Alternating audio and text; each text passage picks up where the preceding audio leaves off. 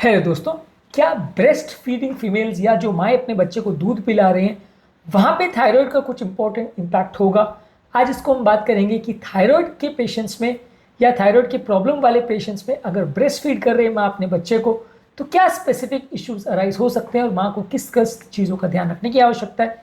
Manage करने वाले doctor को कौन कौन सी सावधानियां या कौन कौन सी चीज़ों का ध्यान रखने की आवश्यकता है, ये सारी चीज़ों पर आज हम बात करेंगे। आज का टॉपिक है challenging issues in thyroid management in breast feeding females. Topic पर जाने से पहले जो लोग हमारे चैनल पर नए हैं उन्हें रिक्वेस्ट करूँगा चैनल को सब्सक्राइब करें, वीडियोस को लाइक करें, शेयर करें, फॉलो करें, कमेंट करें, पूरा देखिए। आज का टॉपिक में थायराइड के संबंधित जो भी इश्यूज ब्रेस्ट फीडिंग के दौरान आते हैं, लैक्टेशन संबंधित, माँ और बच्चे दोनों खेल संबंधित, इन सभी चीज़ों पर हम बात करेंगे। ये एक एक्सक्लूसिव कंटेंट है जिसपे इवन हार्मोन स्पेशलिस्ट भी आप शायद ही कभी बात करते उनको सुनेंगे और यूट्यूब पे शायद ही किसी और चैनल पे आपको इस तरह का कंटेंट मिलेगा, इसलिए इस वीडियो को एंड तक देखिएगा। चलिए शुरू करते हैं इंपॉर्टेंट वीडियो।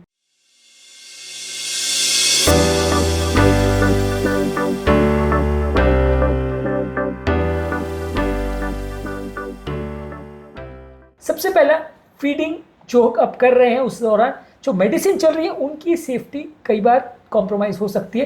प्रोपाइल थायरोसिल जो है वो या मेथिमेजोल ज़्यादातर हाइपरथायरॉयडिज्म के पेशेंट्स में यूज़ होता है।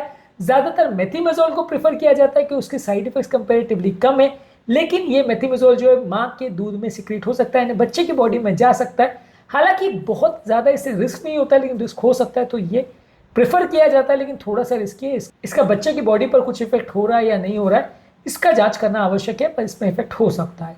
इसके अलावा हाइपोथायरॉयडिज्म में जो दिया जाता है वो लिवोथायरोक्सिन है।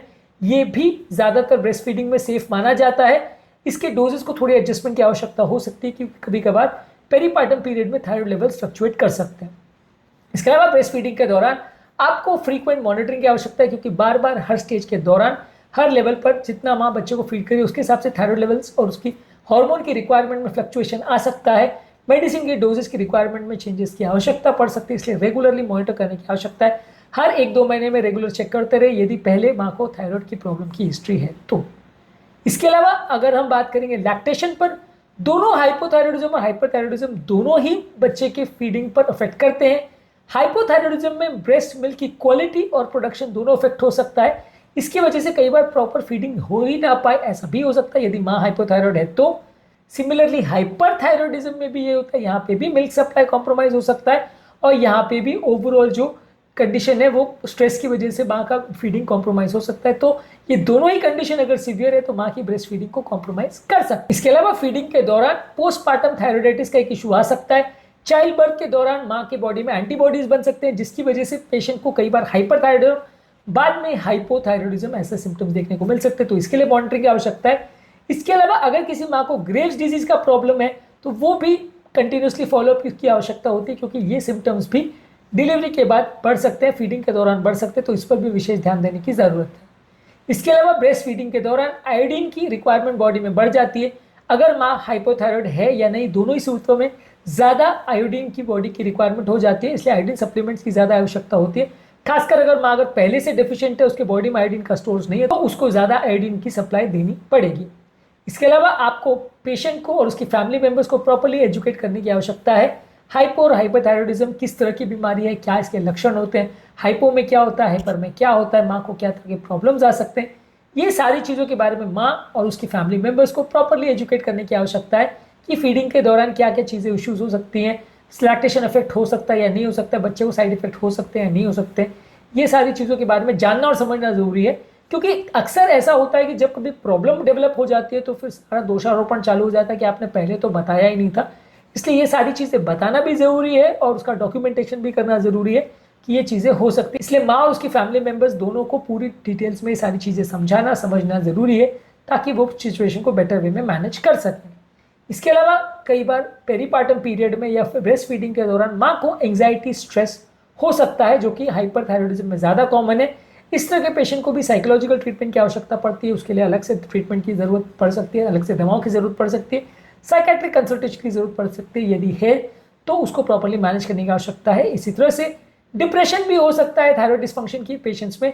पोस्टपार्टम पेशेंट में कई बार ज़्यादा डिप्रेशन देखने को मिल सकता है, इसकी भी प्रॉपर मैनेजमेंट करने की आवश्यकता है। ज़्यादातर हाइपोथायरॉयडिज्म में ये ज़्यादा देखने को मिलता है, यानी लो थायराइड में डिप्रेशन होता है, हाई थायराइडिज्म में ज़्यादा एंग्जाइटी और स्ट्रेस होता है, हालांकि दोनों में सिग्निफिकेंट ओवरलैप हो सकता है, पर ये सिम्टम्स अगर हो रहे हैं तो आपको ध्यान देने की आवश्यकता है। इसके अलावा बच्चे को प्रॉब्लम है या नहीं, इस पर भी विशेष ध्यान देने की जरूरत है। अगर माँ को हाइपोथायराइड की या हाइपरथायराइड की मेडिसिन चल रही है तो वो ब्रेस्ट मिल्क में सीक्रेट हो सकती है, जिससे बच्चे का थायराइड फंक्शन कॉम्प्रोमाइज हो सकता है।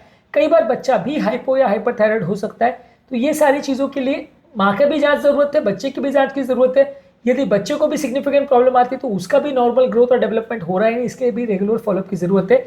यदि माँ हाइपोथायराइड और बच्चे को हार्मोन्स नहीं मिलते हैं या बच्चे को प्रॉपर बॉडी में आयोडीन सप्लाई नहीं मिलती है तो बच्चे को भी हाइपोथायराइडिज्म हो सकता है, जिससे क्रेटिनिज्म डेवलप हो सकता है और बच्चा मानसिक रूप से उसका विकास ना हो, ऐसा हो सकता है। क्रेटिनिज्म क्या होता है इस पर ऑलरेडी हमने एक डिटेल वीडियो किया है, तो लेकिन इसके बारे में जानना और समझना जरूरी है। और अगर फीडिंग कर रही है माँ तो बच्चे की भी जांच की जरूरत है कि ओवरऑल बच्चे के साथ बीमारी तो नहीं है। ज्यादातर इस तरह के केस में gynaecologist, endocrine specialist, paediatrician, obstetrician सबकी कंबाइंड हेल्प की जरूरत होती है। इसमें कॉम्प्रिहेंसिव केयर के लिए प्रॉपर सब चीज़ की हेल्प अगर हो, सारे स्पेशलिस्ट मिलकर पेशेंट की हेल्प करें तो ज़्यादा बेटर आपको रिजल्ट्स मिलेंगे। ज़्यादातर इस तरह के केसेस में अगर पेशेंट को अगर दवा दी जा रही है तो उसकी ओवरऑल डोजिंग कैसी है, उसकी प्रॉपर मॉनिटरिंग होनी चाहिए। दवाएं अगर चल रही है तो उसकी प्रॉपर साइड इफेक्ट्स की मॉनिटरिंग होनी चाहिए। माँ और बच्चे दोनों की जांच होनी चाहिए ताकि माँ और बच्चे दोनों को ये ट्रीटेबल प्रॉब्लम से दिक्कत ना आए। तो बेसिकली आज के टॉपिक में हमने बात करी, यदि माँ अपने बच्चे को ब्रेस्ट फीडिंग कर रही है और उसको हाइपो या हाइपरथायरॉयडिज्म है तो क्या इंपॉर्टेंट इश्यूज आ सकते हैं और क्या क्या चीज़ों का विशेष ध्यान रखने की ज़रूरत है, क्यों ये इंपॉर्टेंट कंसर्न हो सकता है। उम्मीद करूंगा कि आज के टॉपिक में कुछ नई बातें जानने को मिली होगी। प्रेगनेंसी के दौरान हाइपो और हाइपरथायरॉयडिज्म में क्या क्या दिक्कतें आ सकती है इस पर हमने अलग वीडियो किया है, इनको भी ज़रूर चेकआउट करें। टॉपिक एंड करने से पहले जो लोग हमारे चैनल पर नए हैं उन्हें रिक्वेस्ट करूँगा कि चैनल को सब्सक्राइब करें, वीडियोज़ को लाइक करें, शेयर करें, फॉलो करें, कमेंट करें पूरा।